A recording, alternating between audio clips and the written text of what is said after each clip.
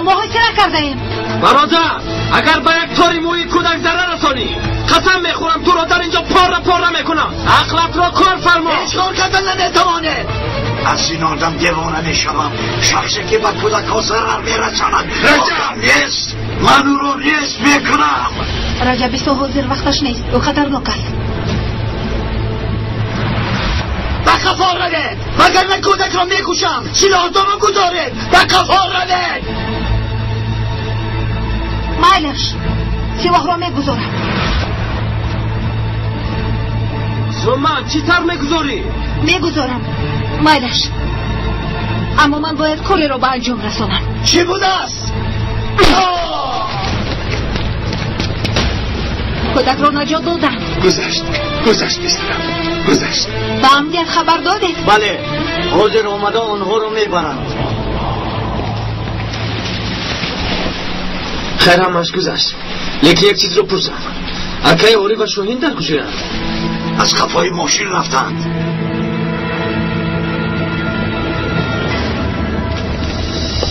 کجا شده؟ دکتر کمی کارمونو زیاد کرده که. با او چی کار کردید؟ این چی حال است؟ از دکترش و همسرش جدا شد. برای همین کمی غم دید. حیوانی نابکار، خداوند جزای دهد. حجت‌هایی در اینجا بوده رو میبینی دکتر؟ موافق همین برای من عذر لازم است. با من فرقی ندارد دکتر. کاسه صبری مرا لبریز نکن. از همه‌تان نفرت دارم. برای شما هیچ کار نمیکنم. تو را در همین جا میکشم. مرا شنیدی؟ برای این عضو موافق میابی. فهما؟ میکشی؟ کش. دیگر چیزی در این دنیا ندارم. پرم. شما چیکار کردی؟ گوش کن، تو رو نمیکشم. چندین ماه و روز تو را عذاب سنگین میدهم. مرا میشنوی؟ میشنوم.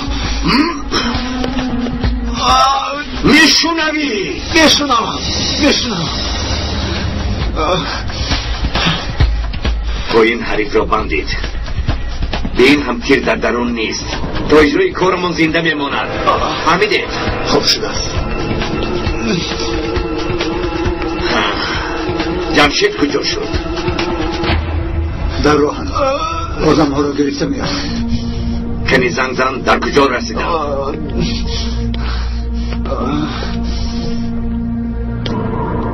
الو اکای جمشید، در کجای؟ در راهم. بعدی 10 دقیقه میرسه. استا میپرسه کجا شدن؟ میگوید پلیس با کشتی هجوم کرد. بازور خلاص شدیم. چه؟ شما چی ها میگویید؟ همین که آمدم نقل میکنم.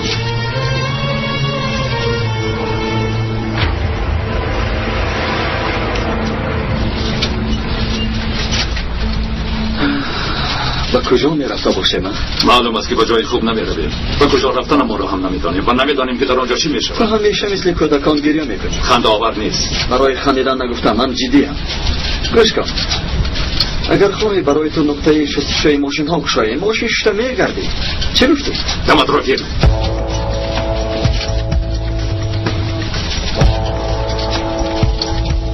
چیکار میکنی؟ با سردار حسابا میگیرم.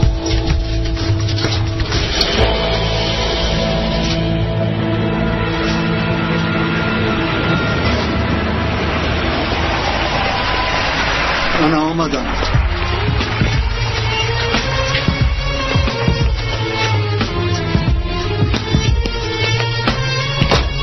این پلیس های دردی سر در یک دم ما رو محاصره کردن. پلیس عادی بودن؟ پلیس بشید که حل میکردیم، لیکن تعینات مخصوص آمد. با زور گریختیم. در اون پوری آدمی نماید. از اینجا زنده نمیبرایم. کمک طلب میکنیم. خاطر نشو، تو آمدن کمک این پرد از بین میرود. از دهان شکر میریزد. فکر نمیکردم که لحظه های آخرینم را با تو سپری میکنم. خب در اون طرف باید دیگر شاهدی بدیم. شهید شد گفته شهادت بدیم. ای خدا، با من گشت کن. همین که پرده را گشودن هجوم میکنیم. سردار گروه منم. این طور باشد تو گپ زن. چیکار میکنیم؟ همین که پرده را گشودن هجوم میکنیم. خیلی با عقلانه. تبریک میکنم. من باشم از خودم میپرسم که چرا من نه یا شاهین؟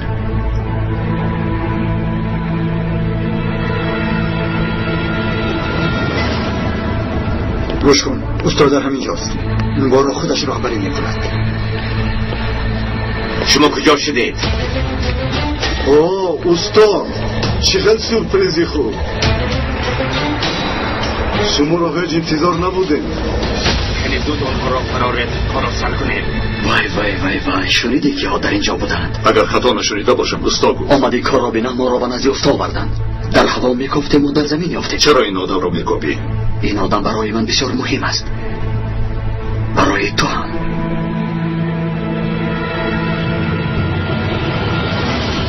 خیلی زود آنها را فرارت کارا سر کنیم. خوب شده، زود باشید.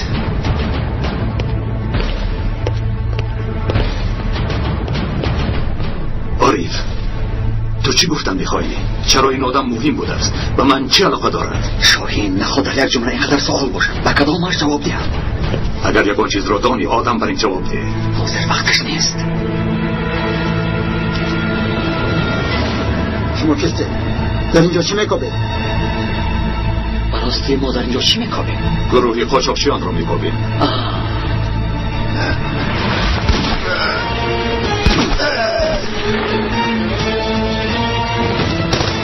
چی گپ است اینجا؟ قایق چی گپ است آنجا؟ با تو کارم تمام نشده. ما نوال از اینجا براییم.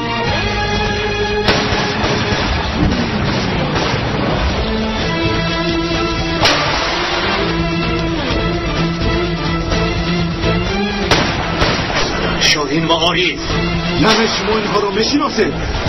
بله، با دقت باشید. آنها با من زنده لازمند.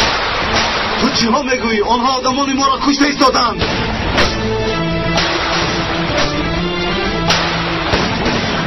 اگر با آنها چیزی شود را زنده نمیگذارم. تیر را بیهوده صرف نکن. اینقدر پشه بر این ویزیز نکن، ما کار را انجام دهیم.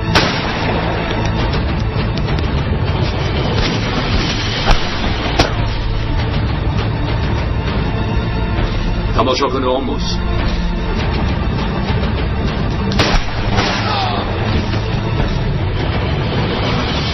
اینم گفی مرا گفتی.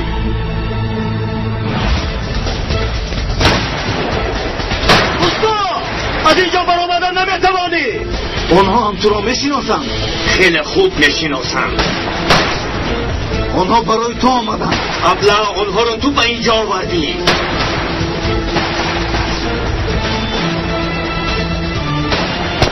با من گوش کن، کار را نپرم. او با من زنده لازم است.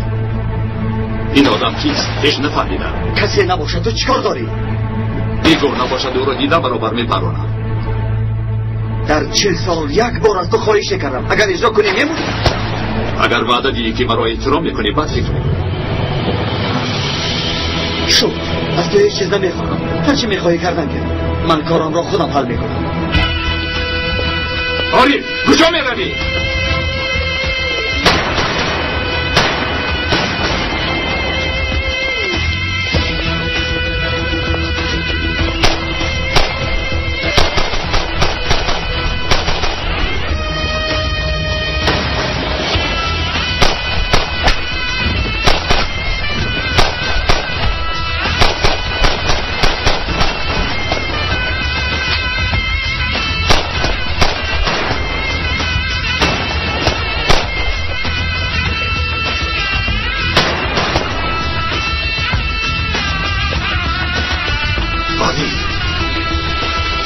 یه خبری خوش دارم. زندانهای من خالی شدن. از آن من هم خالی شد.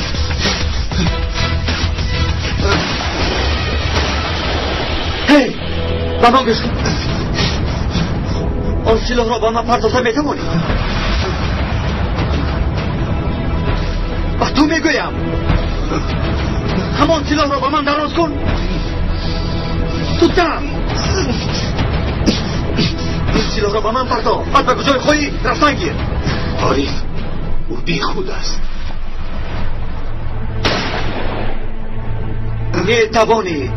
میتوانی کو پرداز.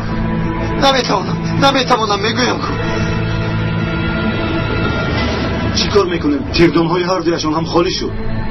این طور باشد تو برا. من؟ برای چی من؟ برا میگویم فراموش نکن، آنها را زنده میخواهم. زودتر.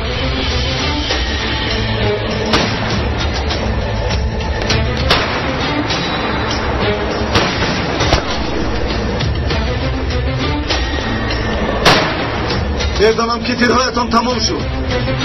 سلاحایتان را گذاشته براید. مرا شنیدید؟ برادر آخر مردم بگرد. زودتر باش. زود باش. آنها می آیند.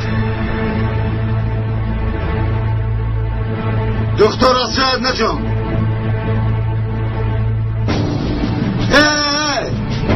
و تو میگویم از شاید نجام. نباشد مثل دختر و همسرت میپرانم.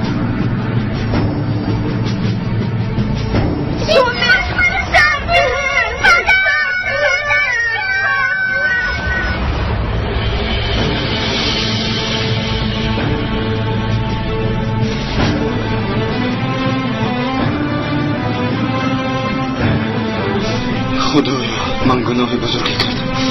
التماس مرا ببخش.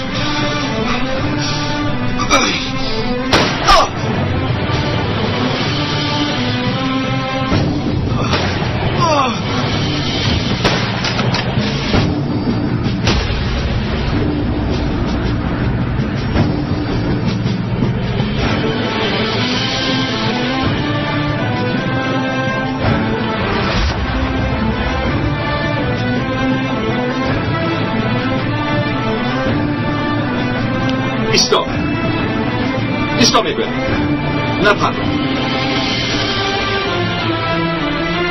گذر مایدش دیگرش در کجاست؟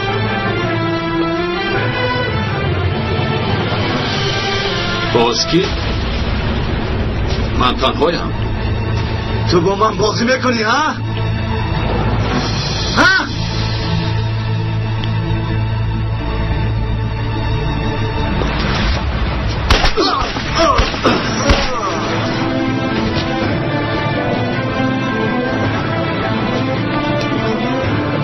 تو با این بازی هایت آسکر هم گرفته میتوانی.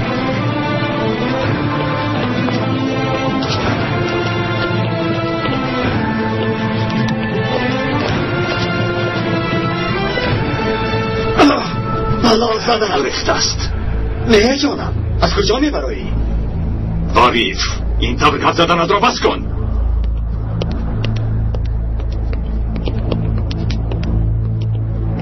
حالا هم کاری با من کردت را فراموش نکردم. من با تو چیکار کردم؟ با من گوش کن. حالا که کسی نیست هر دیمان تنهاییم. بیا این کارا با آخر رسانیم. یعنی چی؟ مثل کودکان جنگ میکنیم؟ چی شد؟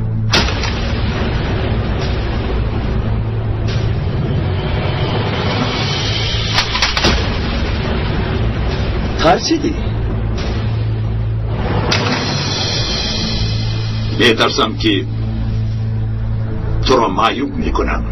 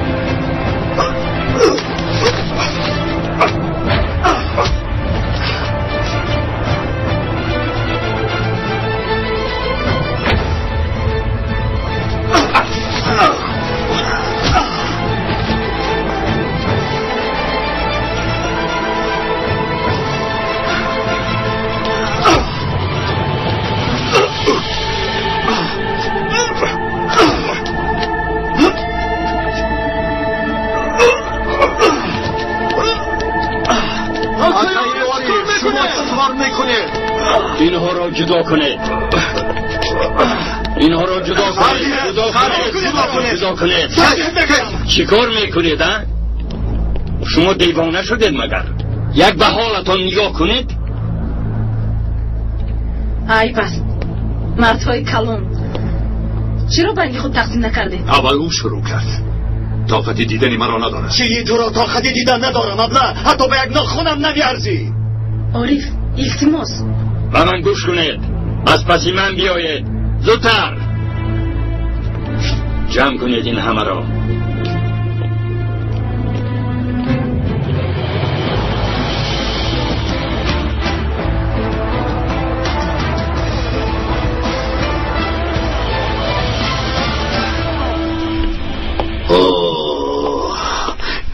شا دخترکی من، دخترکم چقدر زیبا شده ای، زیبا سنم شده ای، چه زیبا شده ای. شمایان در حقیقت مرا حیران کردید. دخترم چیکار کنیم؟ ما هم گناهمون رو فهمیدیم. دخترکم مادامی که یکدیگر رو دوست می‌دارید، جانکم ناکامی چه لازم؟ تو غمگینی، ما هم غمگینیم. آخر در خانه شادی نیست. آخر جانم میگویم که در نکاح کرامت است. هیچ فکر نمی‌کردم که این سخنها رو از زبان شما بشنوم. کارس و خوشگواری میآید، باورم نمیآید. بیا دخترک، مرا سخت ترساندید.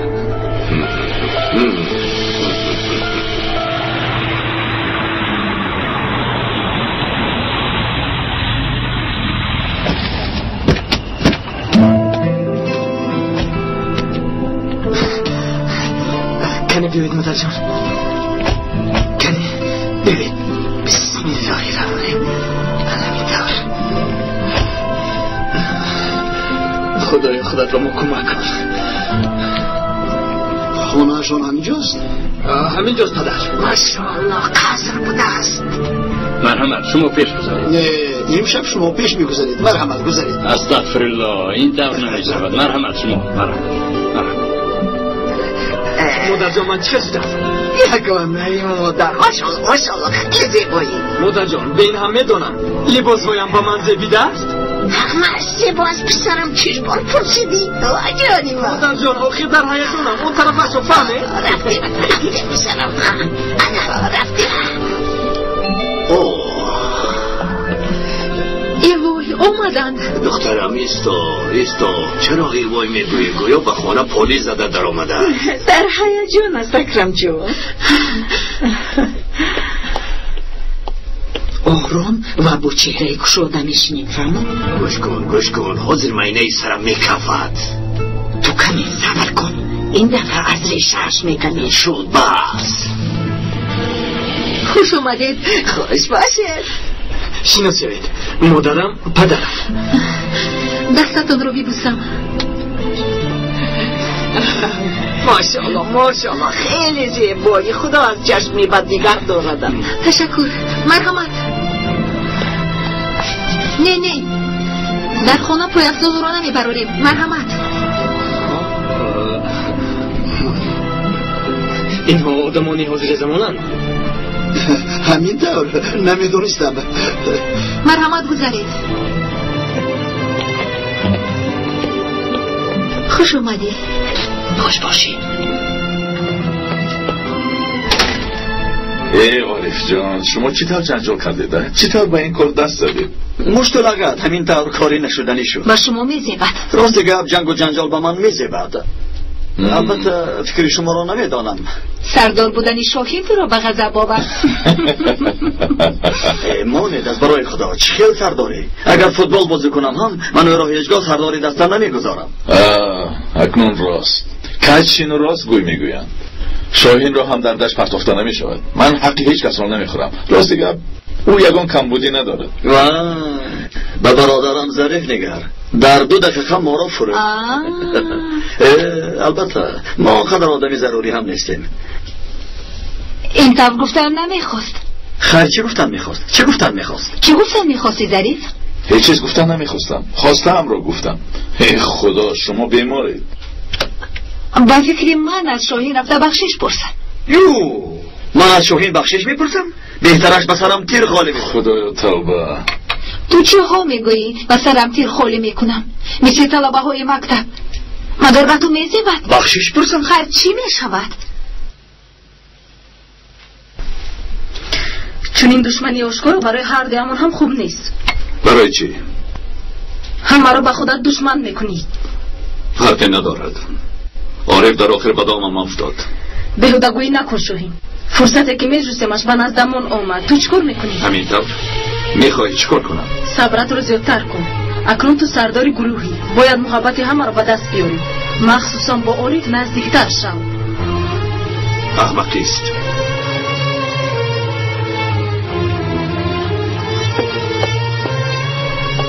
تو چکار میکنی؟ با عارف زنگ میزنم. میگویم که با او واخوردن میخواهی. چرا زنگ میزنی؟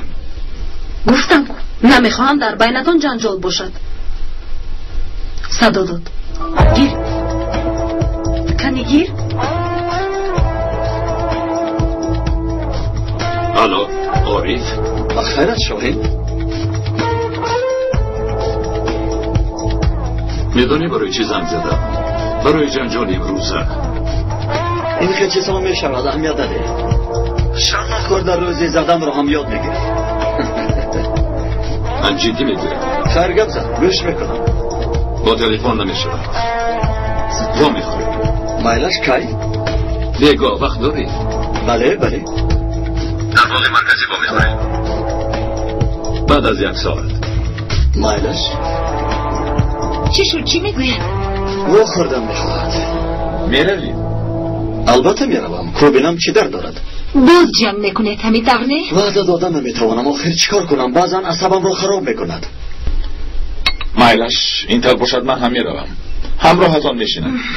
فکر خوب من هم میروم. وای داد همینش نمیرسید. تمام این محله رو جمع کنید برویم. من 1-2 ساعت پس میایم. ها از کارلوس یگان خبری هست؟ حالا نیست. اکا و حالا دیر میلرزه. آیله دختر چرا یک بار راضی شدن؟ عجیب. با فکرم اینجا سیری هست. هست بله چیزی هست. خیر مایلش تا بازدید. تا بازدید. خیر من هم میروم. خیر شدی خوش.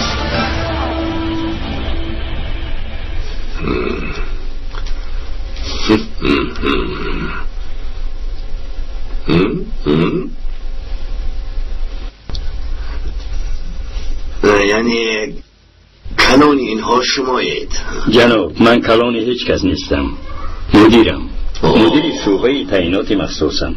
اینها باشند کارمندان حفظ حقوقند. جانم هرچی نباشد. پزبون پلیس ژاندارم همه اینها یکند. لا حول ولا قوت. میبخشید شما با چی کار مشغولیم؟ با کارهای خواجگی داری مشغولیم. کشتزار داریم. خدا رزقمون رو میده. یعنی شما چی کشت میکنید؟ توشکا یا پیاز؟ چی؟ توشکا؟ این چیست؟ کارتوشکا.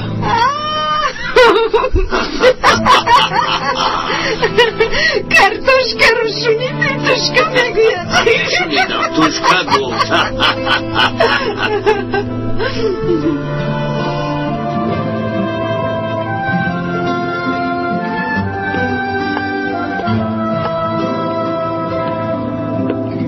قهوه ها اومدن. مرسی جانکا مرسی. مرحمت خانم. تشکر دخترم دستم درد رو نمیشه جون شود. تشکر دخترم. نوشی جون شود. تشکر. مرحمت. نوشی جون شود. مرسی جانکا مرسی. تشکر جونکا. خوب بوده است.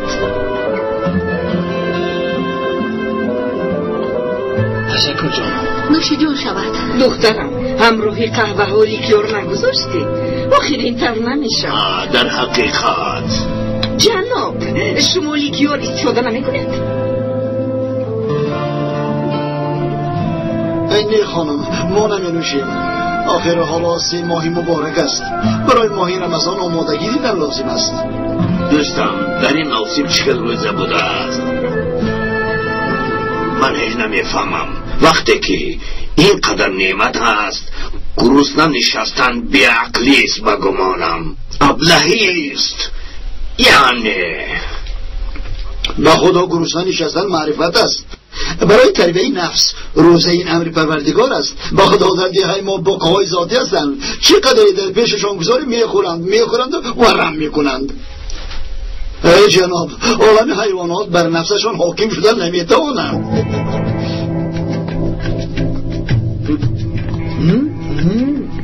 پدر باز گپ رو بسیار کشانه کردید. پیش از اون که یگان نقشه رخ دهد زودتر سری مسئله اید. آقای مدیر مرحمت. جناب بفرمایید. جناب سبب زیارتمون معلوم است. بله میدونم. دخترمون سنم و پسرمون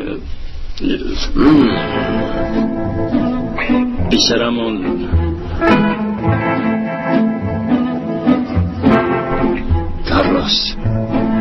نامی تو چی بود پسرم؟ از روی شناسنامه هم سردارم. به خدا باید بهادر میشم سردارم، اما بهادر هستم تمام. بهادر سردارم. بله بهادر. نام رحمتی بلدم. بهادر. دخترمون سنم و پسرمون بهادر یکدیگرشون را دوست می‌دارند. ما هم با امر خدا و قول پیغمبرمون درود بر او دخترتون را با پسرمون پاسداری میکنیم.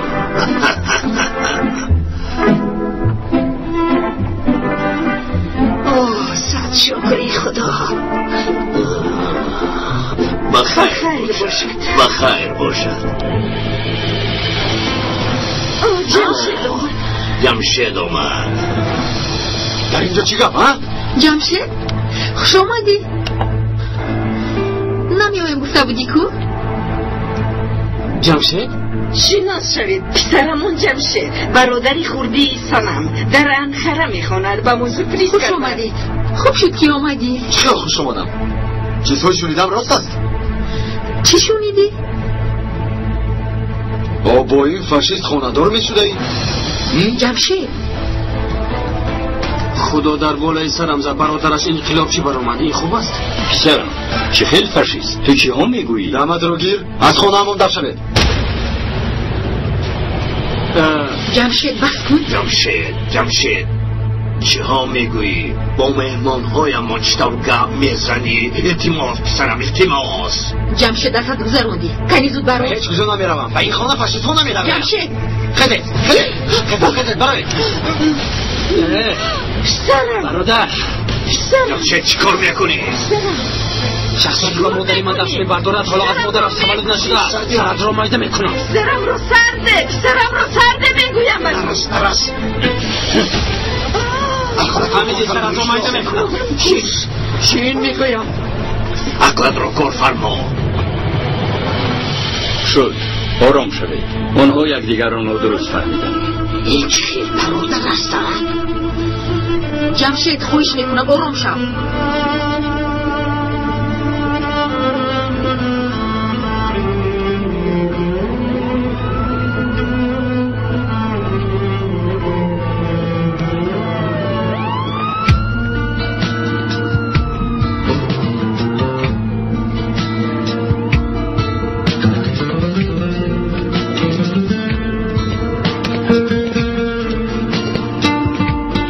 باخوری باز از کجا برآمد فیضیه؟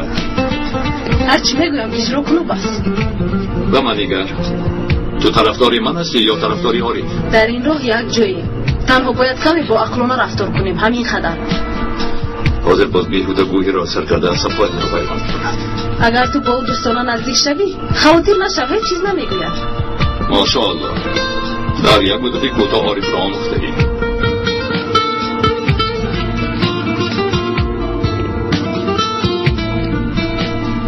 اومده است. من در همین جایم. کنی رو مایلش.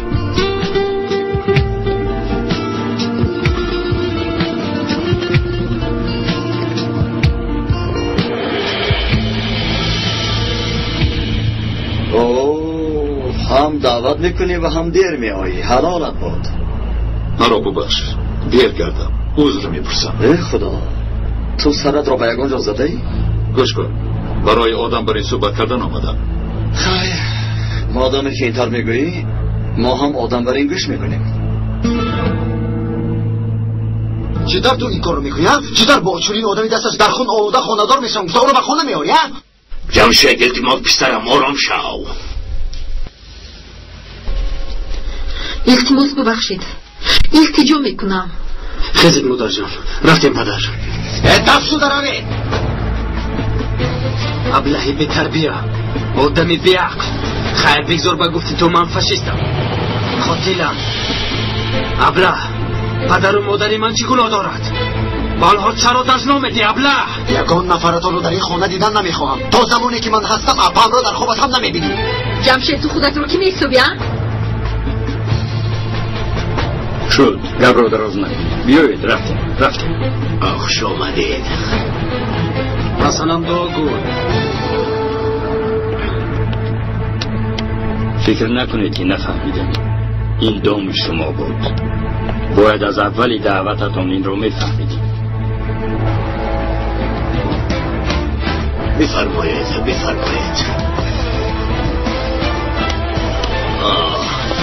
شما جمشید رو جیغ زدید همین ترنی؟ بله اونها جیغ زدن. اپا دیوانه شده است. بیا کمک کن گفتن. من نمیفهمم شما چطور به این سفر اومدید. عقلم نمیگیرد. پدر جان مادر جان من رو ببخشید. شما رو هم تشویش دادم. حقتان رو حلال کنید. خرچی لوچ. بیایید میرویم. بیایید رفتیم.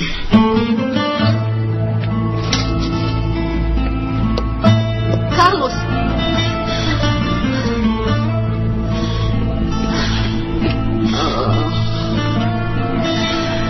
التماس مرا ببخشید مرا.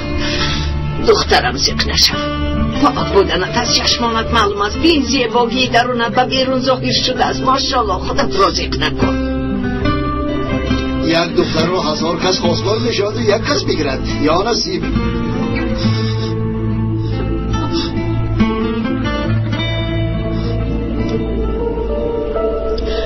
خیلی غمگینم. خیر مرا بگذارو. لیکن اسمت پدر و مادرم این به حرمتی رو نمیکرد. چی تفسیر خوردم نفهمیدم. این بازی پدر و مادرم بود. دیگر به این خونه بر نمیگردم. این تف نمیشود. روزی که این پدر و مادر مهم است کمی صبر کن. خدا بزرگواری صبح دیگر از دخترم زق نکن. شبی خوش دخترم. شبی خوش.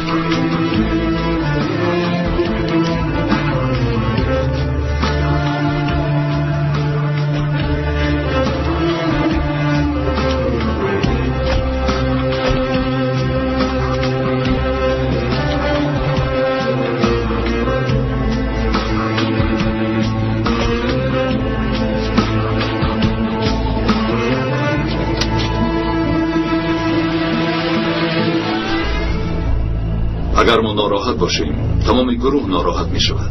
اگر گروه ناراحت باشد جان آدمان در خطر می افتد. این را یگان نفرمان نمی خواهد. البته می خواهم که از این پس با عقلانه رفتار کنیم. گوش کن تو راست به سوی میدان جریمه می آیی. با دقت باش. همیشه مشکلی ایجاد می کنی. مگر دروغ است؟ اگر من مشکلی ایجاد کنم از خوشیم نمی کنم. و یا یگان ناحقی رو می بینم یا یگان بیناموسی را. آخر خود به خود یگان بار مشکلی ایجاد کردم من. تو را هیچگاه با عقل اوش ندیدم. گوش کن. از تو یک خواهش دارم. سرداری گروه بودنی مرا قبول کن. درستم. من با سرداری گروه بودنی تو یگان مقابلیتی ندارم. اگر خواهی سربازی شو من فرق ندارد. میخوام که احترامی مرا بجا آری. این طور باشد وقتی که من هم دیوانه میشم تو باید مرا حرمت کنی.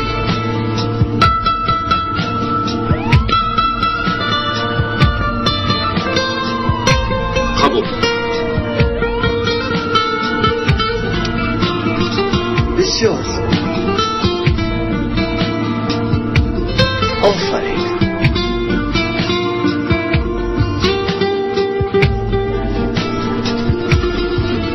آفرین شدی. مرا در حیرت گذاشتی. اکنون خوبش روم.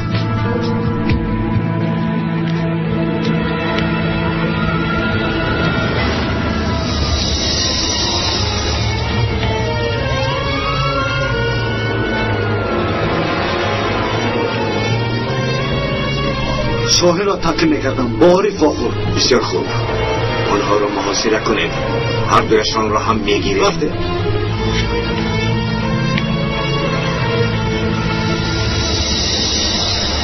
از این پس با من طعنه نمیزنی.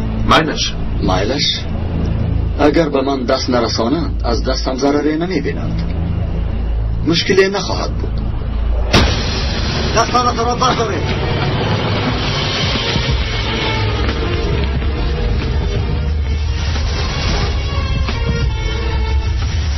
سلاحهایشان را گیرید.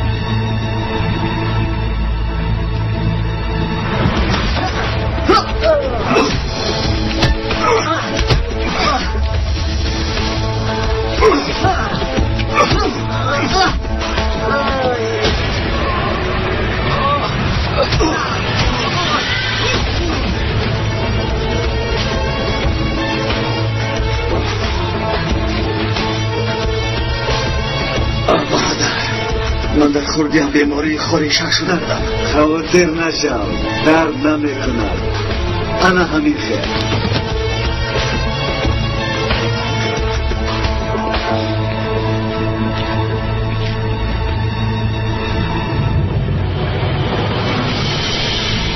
حبیشان را گیرید. با کجا بردنتون را میدونید.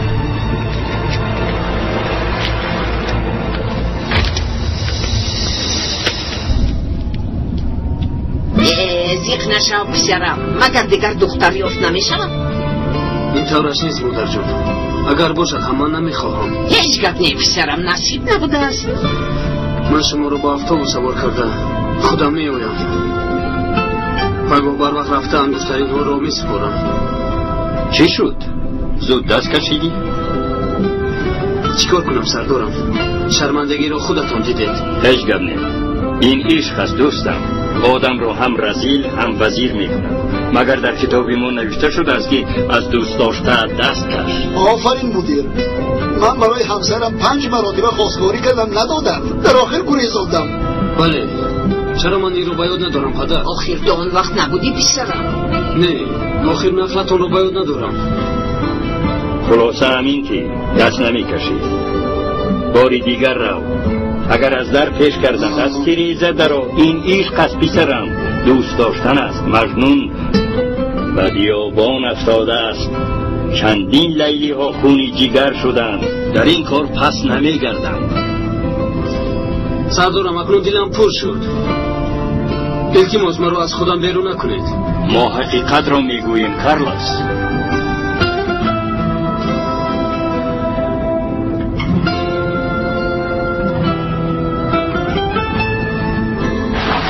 پسرم چی شد پسرم؟ با کجا میروی؟ چرا ایستادی؟ من حاضر میآیم. خواطر نشوید. آیا پسرم من با کجا میروم؟ پسرم اینجا بیا. رفت یک گپمان رو گوش نکرد.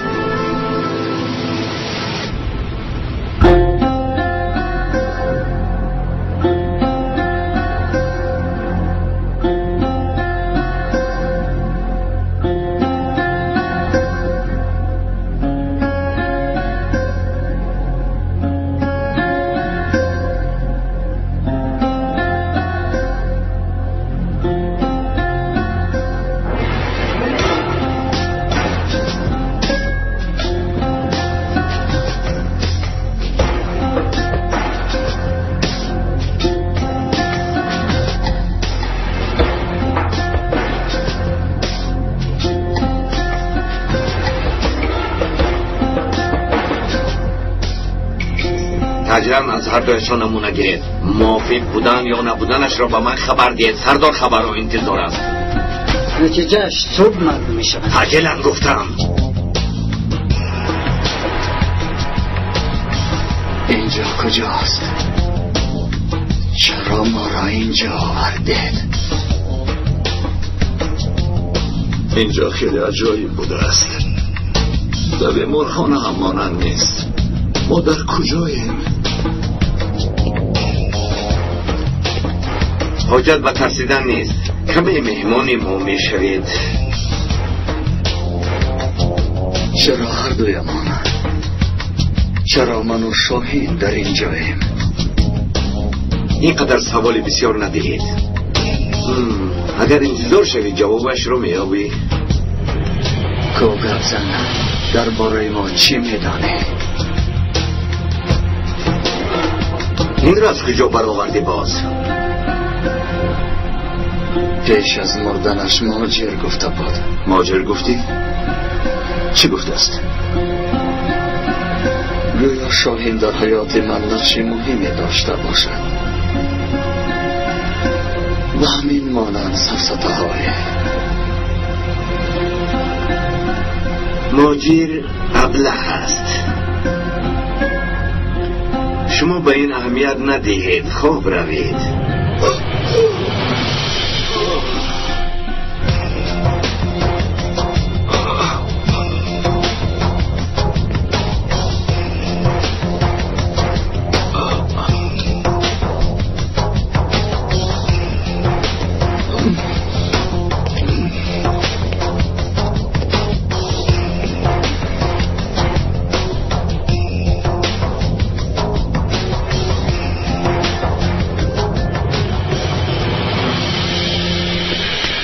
سلام سلام سلام.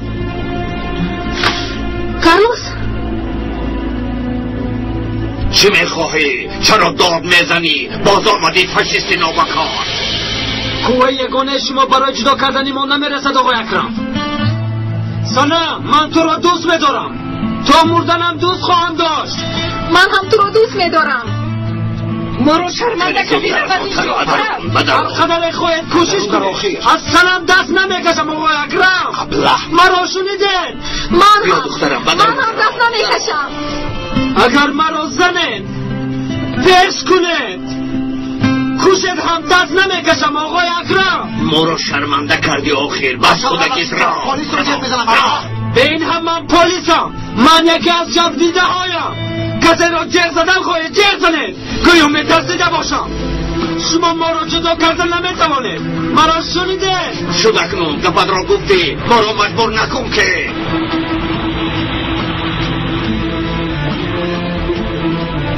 بیراو باز می آیم سنا. متهم جدا میشوم. باز می آیم. کنی بدارم بس خودکیت.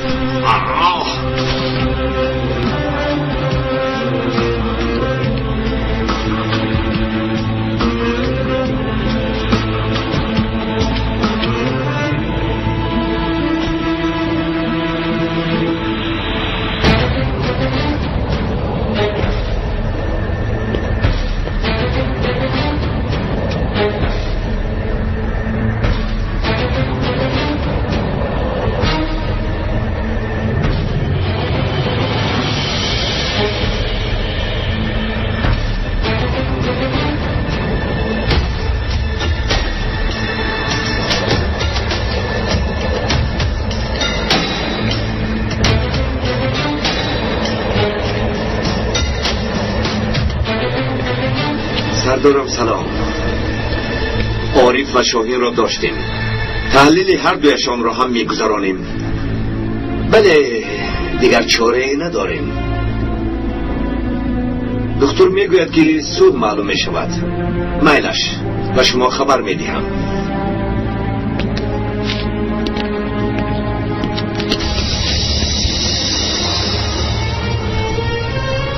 او چی حال دارد؟ از وقتی آوردمتان خوب است. البته خواب می رود. حالا هم زنده ماندنش معجزه است.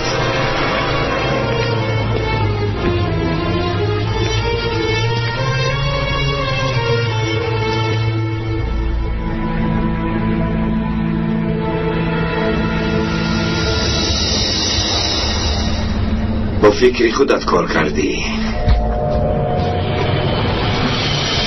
بعد سری خودت را خوردی. تیری در سرش بوده رو برآورده نتوانستم. در آنجا ماندنش بهتر است. در اصل کمی تاثیرش میماند. هیچ گپ نی. دکتر یگان چیزی دیگر گفت؟ اصلا سخنهای بدی نگفت. از شبه احیا میبراید گفت، اما کی نمیدانم گفت. فهمیدم.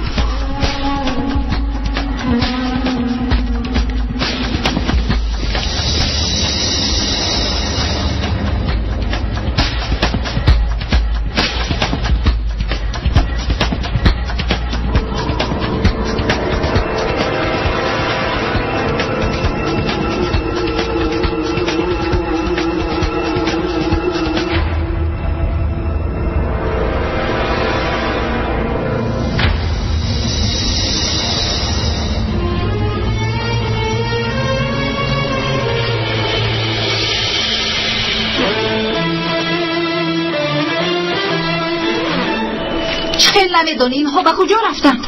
گوش کن، من تنها با خوردنشان رو تشکیل کردم و خلاص. تنها میخواستم آنها رو آشتی کنم. نمیدونم برای چی و تو باور نمیکنی. خواهی باور کن نخواهی نه. شب در باغ با خوردم. بعد چی شد اینش رو من نمیدونم. این رو بین. شد. آرام شوید. همه جا رو میکابند. نه سردارم، تلفن هر دویشان هم خاموش است. خبر نداده غیب نمیزنن کو. خیرکه عارف میلش لیکن شاهینی کارو نمیکند.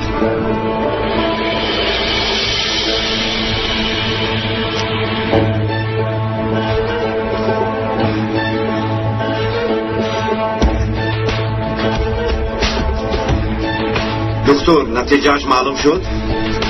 بله که مرحمت. خیلی خوب. سردار از این خبر خوشنود می شود. تشکر.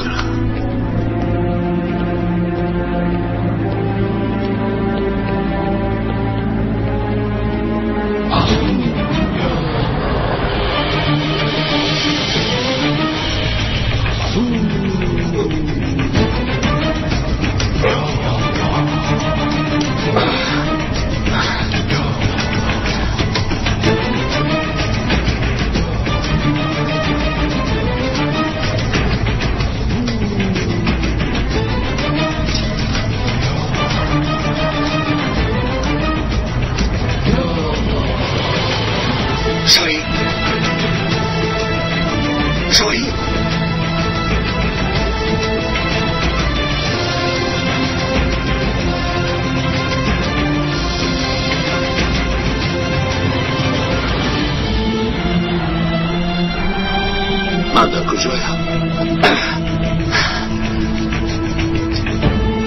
خیلی شاهین از اینجا میبرایم.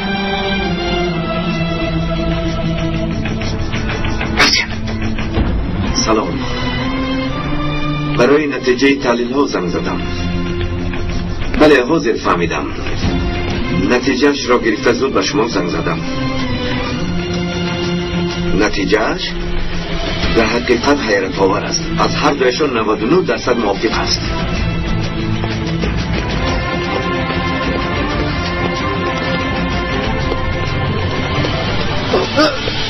صدای ما رو نبرار. اگر رفیقت به نرگاز جراحی شده در تاریخ طب نامش میماند. دستانت رو در پشت سرت گذار. بسیار خوب. تلفن در کجاست؟ در جایگاه.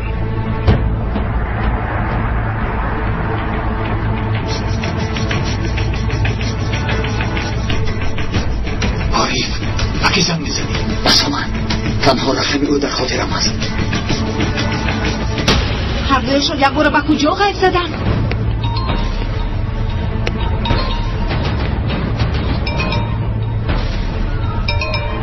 جواب ده. چی شده؟ رقمی ناشناس است. جواب ده. الو؟ سومن این منم عارف. عارف؟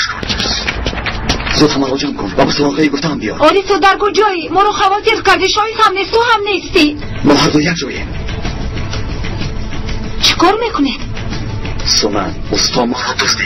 سراغش رو گیر. گبزن گوچه تعلیم خانه بسیار بجلیشش. شنیدی؟ شنیدم. همش رو فهمیدم. سراغه رو گرفتم. رفتیم.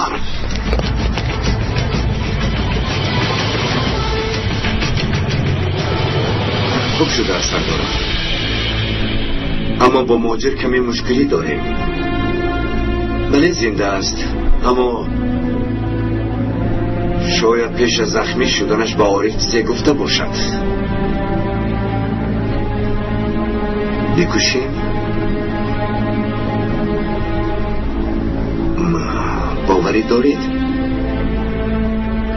هرچی فرمایید. شما عارف و شاهین را گرفتر به نزد ماشین برید. سردار انتظار است. من کمی کار دارم. حل کرده می آیم. خوب شده است.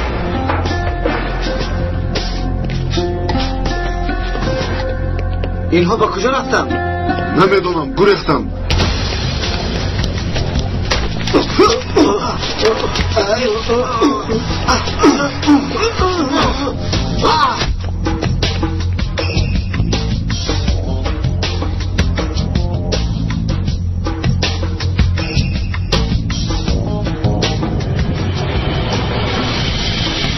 برای تو هر کاری از دستم آمد کردم اما تو هر دفعه مرا در نزد سردار سرخم کردی. چی گفت؟ هنه رفتم بینه؟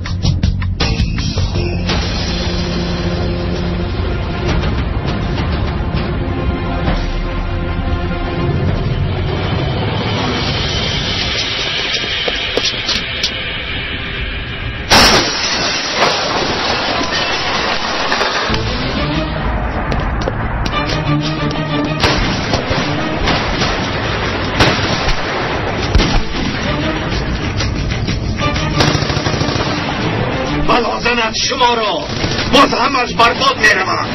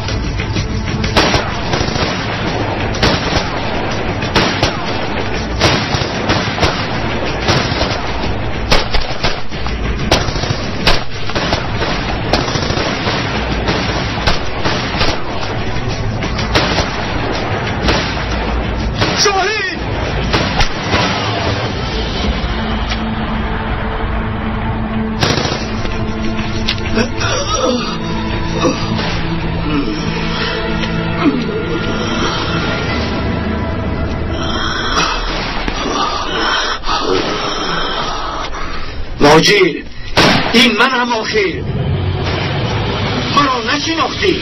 من تو رو شناختم، لیکن تو مرا شناختی؟ البته شناختم. چی گفتن میخواهی؟ کمی بیشتر وقتی در سرم سلاح میگذاشتی که بودنم رو میدانستی. ماجیر گوش کن، دیوانگی نکن. چندین سال من به تو کمک کردم، اما بعد همش رو زیر پا کردی. ایستا!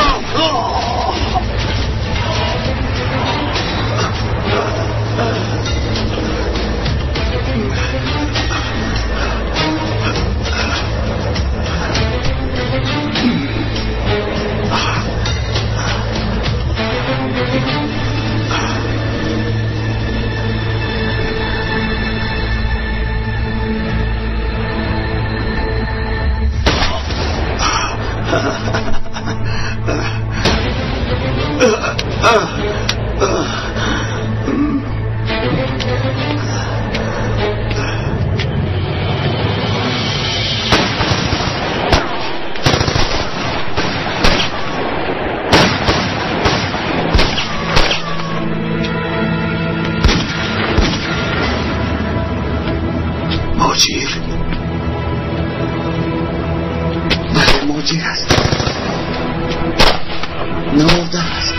چطور می شود؟ میگوید من از راهش میروم، من رو محکم کن.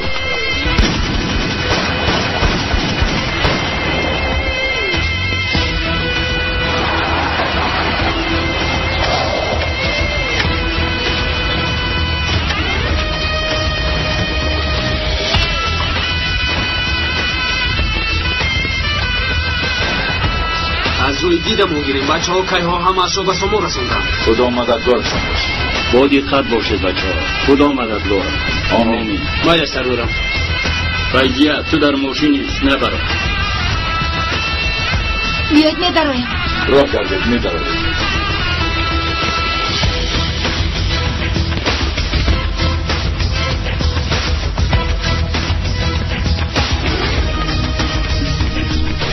ماجیر ایستا در جای است. دیگر به تو رحم نمی کنم. پرتاب سلاحت را.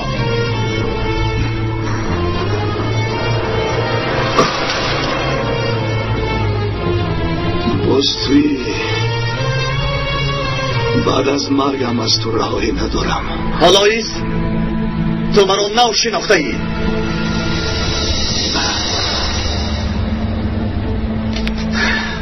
آهسته به طرف من گرد. گرد.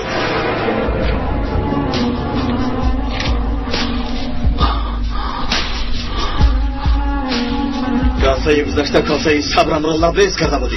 آن وقت شرط ها دیگر بودند. حالا باشد چی عوض شد؟ مادامی که استا مرد از این پس برایت پر ارزش دارم. استا مرد؟ چطور؟ و سرش تیر خورد. خواطر نشود. عمیق مرد. چون که من پراندم.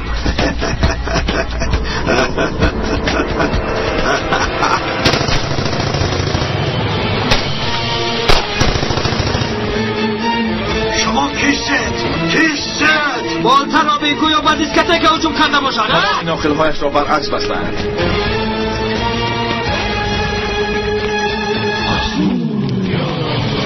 شاهین خوب هستی؟ خوبم.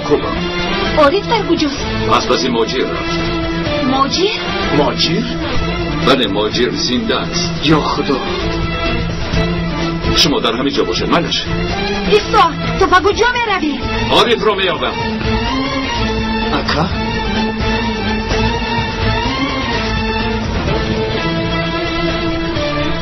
با من نزدیک نشو. سلاحت را فرار. باید مرا باور کنم. باور میکنم. درباره تو یک چیزی مهمی رو میدانم. تو حتی اندازه پایافزالم را نمیدانی و من دروغ نگوی. در خصوص شاهین گفته بودم.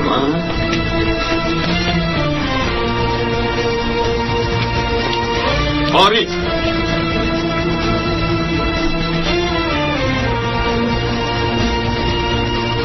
این آدم چی میگوید؟ هیچ چیز. سفسطه‌گویی میکند. با من گوش کنید. خوب گوش کنید. اگر اجازت رفتن دید همش رو میگویم. میگویی یا نمیگویی هیچ فرقی ندارد. شما برادرت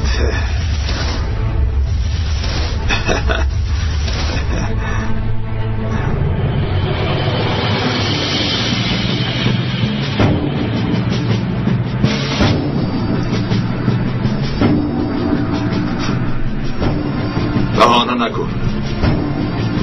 معلوم می شود که تو با مینه سرت تیر خورده ای. گوش کن.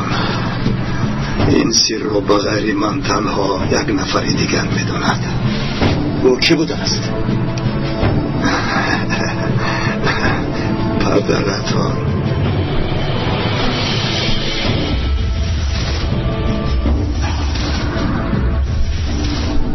پدرتان نگوی.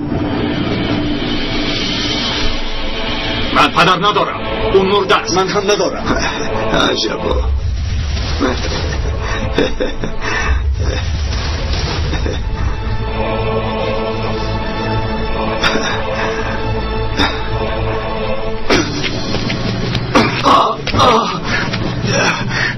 گوش کن ماجر، این دفعه رحم نمی کنم. قسم می خورم رحم نمی کنم. تو را با دستان خودم می سوزانم. پدرتون زنده است. شما رو میکند.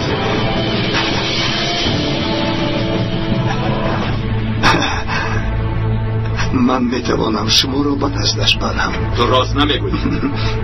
از کجا میدانم که برای رهایی حیله نمیگویی؟ همش رو اثبات میکنم. شما برادرید.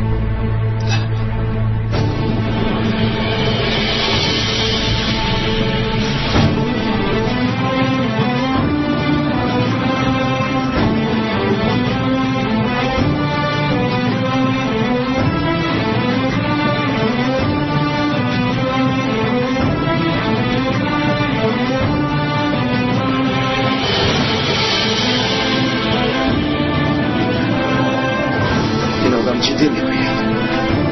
بله جدی.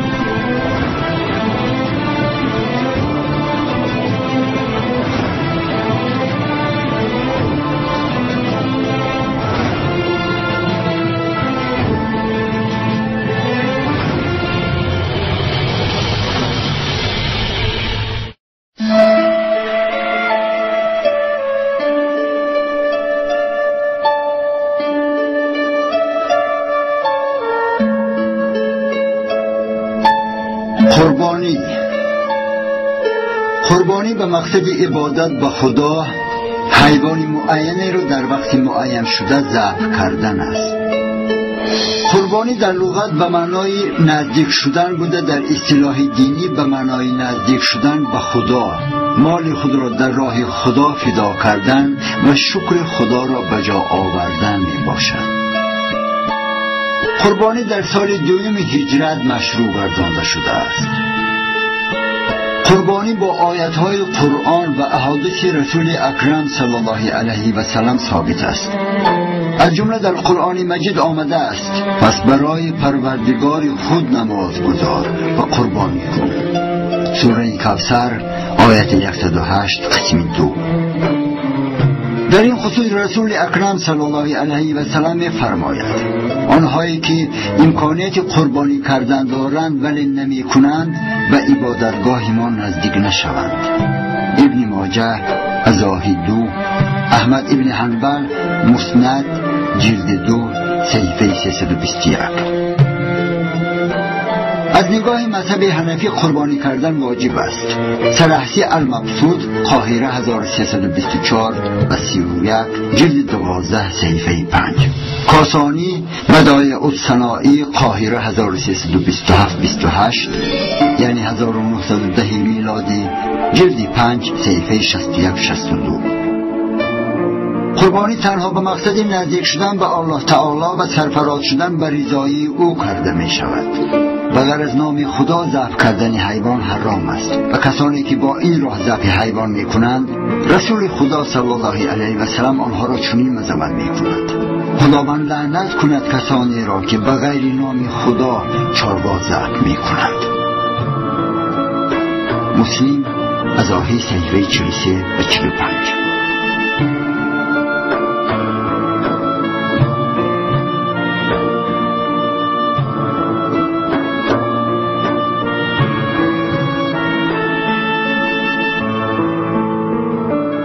شرط‌های واجب شدن قربانی. قربانی کردن به شخص واجب می شود که مسلمان باشد، حر یعنی آزاد باشد، مقیمی باشد، مسافر نباشد و صاحب پول و مال باشد. در مورد بلاغت و صاحب عقل بودن اختلاف است. از نگاه امام اعظم و امام ابو یوسف برای مکلف شدن با قربانی صاحب عقل بودن و به بلاغت رسیدن شرط نیست.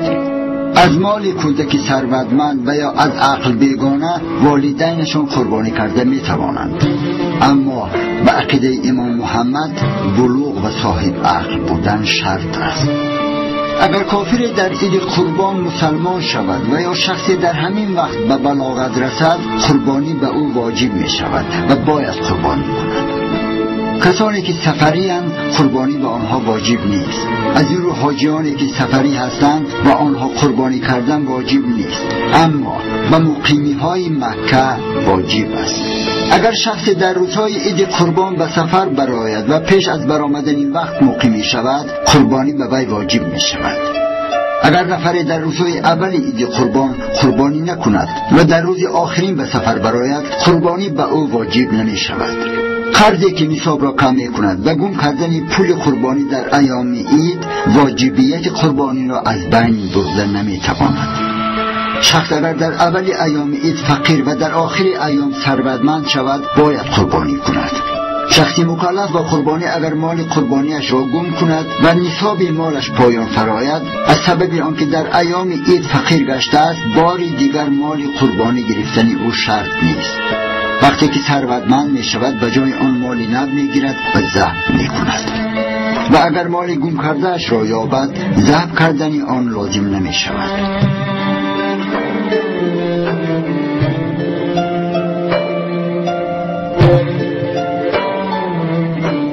مالهای قربانی شرط و طلبات آنها.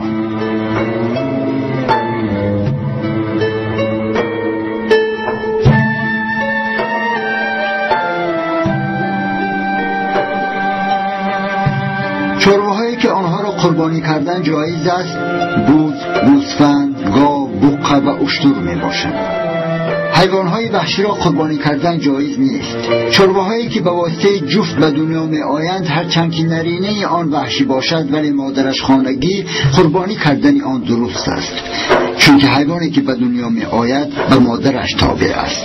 گوسفند و بوزی که قربانی کرده می شود باید 1 سال پوره داشته باشند، اما اگر 6 ماه زیاد عمر دیده باشد ولی مانند 1 ساله کلان باشد، قربانی کردن آن جایز است.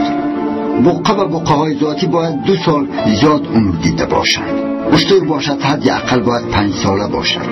گوسفند و بوز تنها از نام 1 کس قربانی کرده می شود، ولی بقه، گاو و اشتر را می شود از نام 7 نفر قربانی کرد. فقط 7 نفری که یک جایه 1 بقه، گاو یا اشتر قربانی کردن می خواهند باید همشان مسلمان باشند و نیتشان تنها قربانی کردن باشد. اگر مقصد آنها و یا یکی از آنها خوردن گوشت باشد، قربانی آنها مقبول نیست. نفرانی که یک جای قربانی کردن می‌خواهند شرط نیست که همه با نیت واجب قربانی کنند. نیت بعضی از آنها می‌تواند واجب، نفل، کفارت، عقیقه و غیره باشد. بعد ذبح کردن چاروا گوشت باید برابر تقسیم کرده شود. مالهایی که با نخ تولد می‌شوند، یعنی بی شاخ، بی گوش، با گوش میده، با دندان‌های ریخته و غیره، آنها را قربانی کردن جایز است. چارواهایی که 1 و یا 2 چشمش کور، از حد زیاد خراب، لنگی که تا جای ذبحش رفتن نمیتواند، از نیم زیادی گوشش یا شاخش بریده، پستان بریده، 1 پا بریده، بینی بریده، به شیر، 1 پستانش به شیر و مانند اینها قربانی کردنشان ممنوع است. بعضی از علما این موضوع را چنین خلاصه کردند: هر نقصی که برای استفاده خوب حیوان مانع است و قربانی کردن هم مانع می باشد. اگر نقص تا این حد نباشد، قربانی کردن آن چاروا جایز است. این نقصانها برای ثروتمندان است، یعنی اگر ثروتمند مال قربانیش را با نقصانهای ذکر شده بخرد و یا بعد از خریدن نقصانها را ببیند، قربانی کردن آن مالها جایز نمی شود. اما برای فقیر قربانی کردن هر گونه چاروا جایز است.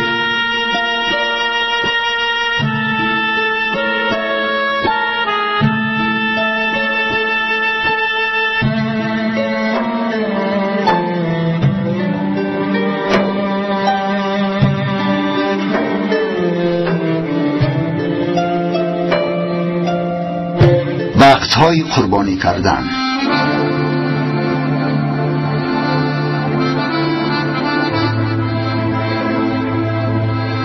عید قربان و ایام قربانی کردن روزهای 10، 11، 12 ماه ذوالحجه می باشد.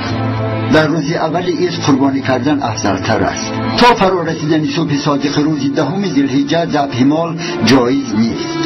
بعد از فرا رسیدن صبح صادق 10 ذوالحجه تا فرو رفتن آفتاب روز 12 ذوالحجه شب و روز ذبح مال جایز است، ولی شبها ذبح مکروه دانسته شده است.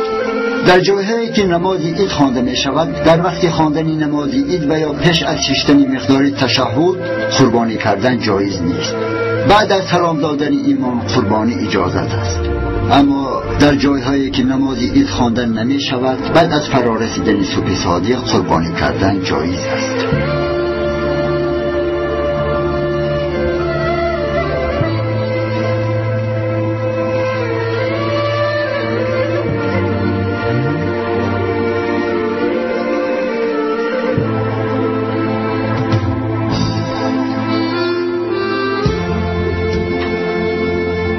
باید چگونه قربانی کرد؟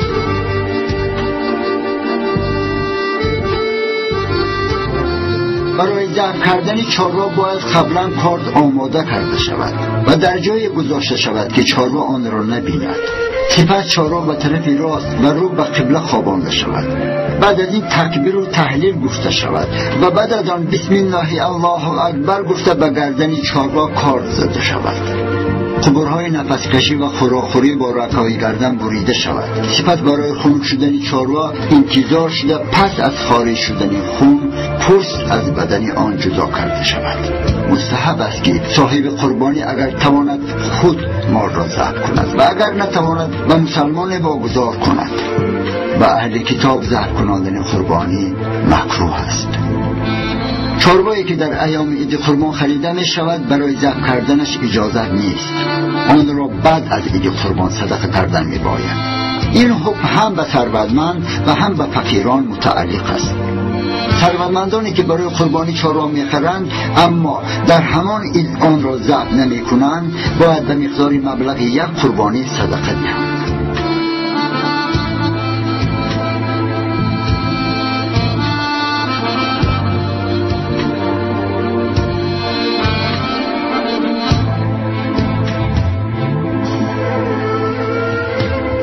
فایده از چاروای قربانی: پوست، پشم و دوشیدن شیر چاروای قربانی مکروه است. اگر پیش از قربانی شیرش دوشیده شده باشد و یا پشمش گرفته باشد آنها را صدقه کردن می باید و اگر آنها استفاده شده باشند به مقدار استفاده شده پول صدقه کردن می شود. بعد ذبح کردن چاروای قربانی اگر پوستش فروخته شده باشد پولی آن صدقه کردن می شود.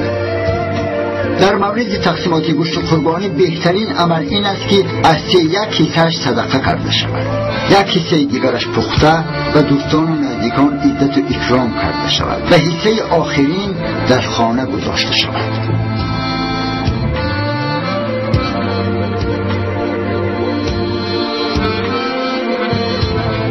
چاروایی که به نیت قربانی خریده می شود اگر فروخته شود به جای آن چاروای دیگر خریدن جایز است و اگر مبلغ زیادتی ماند صدقه کرده می شود. به چاروای قربانی سوار شدن، بار کشیدن و یا برای کار استفاده بردن مکروه است. اگر چاروای قربانی استفاده شود و از آن سبب ارزشش ارزان شود همان مقدار پول را صدقه کردن می باید. و اگر چاروا کرا یعنی اجاره داده شده باشد پولی به دست آورده صدقه کرده می شود. گوشت، روغن، کله و پاچه در عموم تمام اعضای بدن چاروای قربانی را فروختن جایز نیست. در حالت فروخته شدن باید پولش صدقه کرده شود. اگر چاروای قربانی پیش از ذبح کردن تولد کند بچه‌اش همراه مادرش ذبح کرده می شود. این حکم به فقیران تعلق دارد که در حالت قربانی به او واجب نبودن برای قربانی کردن چاروا می‌خرد و به خود قربانی را واجب می‌گرداند و اگر بچه آن ذبح کرده نشده فروخته شود پولش را صدقه کردن لازم می‌آید. اگر تا برآمدن ایام عید ذبح کردن نشود زنده نگاه داشته شود نیز صدقه کردن آن لازم است. ثروتمند می تواند بچه چاروای قربانی را پیش و یا بعد از ایام عید ذبح کند و نیز می تواند آن را زنده صدقه کند.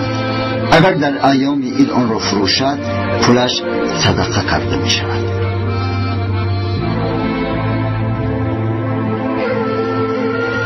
وکالت در قربانی: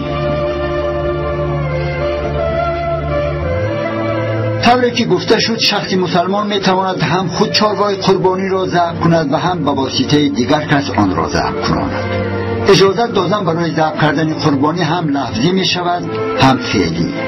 مثلا شخصی برای قربانی چاروا خورد و ایام عید پایهای آن را بسته به زمین افشاند و نفر آمده بدون فرمان او مال را ذبح کند برای اجازت بسنده است، یعنی شرط نمی شود که او لفظی اجازت دهد. اگر دو نفر نفهمیده چاروای همدیگر را ذبح کنند واجبات قربانی به جا آورده می شود و بعد از ذبح کردن آنها می توانند مالهای خود را گیرند. اگر در وقت ترکه کردن مال فهمند از همدیگر حلالی طلبند. اگر در میان آنها نافهمی به وجود آید مبلغ ارزش مالشان را به همدیگر می دهند و اگر ایام عید گذشته باشد پولها را صدقه می کنند.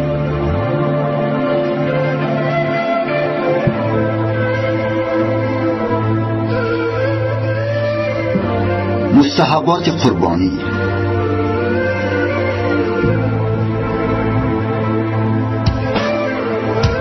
پیش از ایام عید چاروا را بستن و به او نشانه قربانی یا که اشارت گذاشتن تا جای ذبح آن را اذیت نداده بردن.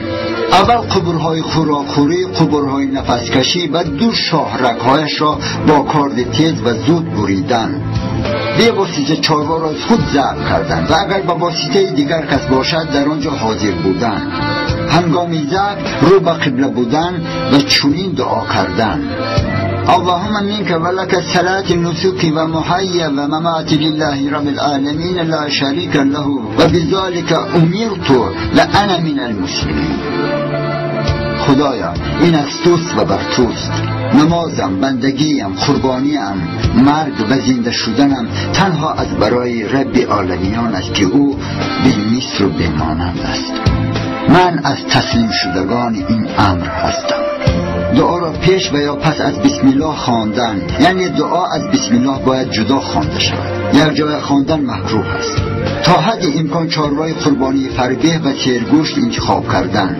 بعد از ذبح کردن برای خنک شدن بدن و به طور کامل برآمدن جانش انتظار شدن. در وقت گرماگرمی بدن چاروا پوست کردن آن مکروه است. خوردن گوشت قربانی خود، زیرا این ضیافت خدا به شمار می شود.